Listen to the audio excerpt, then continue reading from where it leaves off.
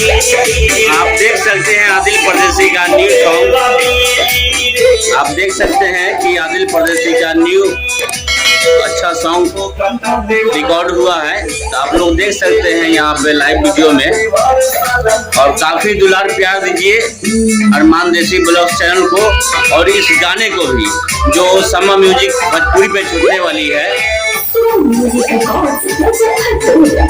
तो मेरे कुंदन जी यहाँ पे बैठे हुए हैं जो बहुत काफी मेहनत करते हैं, और पीछे में बैकग्राउंड में है सिंगर राइटर जी हैं, और ये खेसारी जी जो हमारे साथ में आए हैं।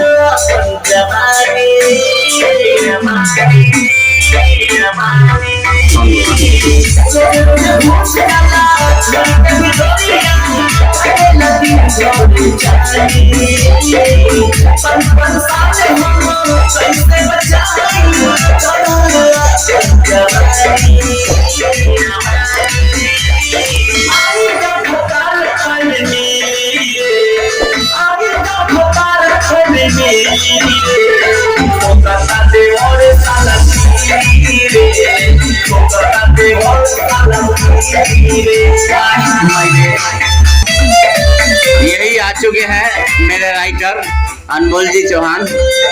काफी मेहनत की है इस गाने पर, और काफी दुलार प्यार दीजिए हमारे राइटर जी को और मेरे कुंदन जी को, और इस गाने को भी।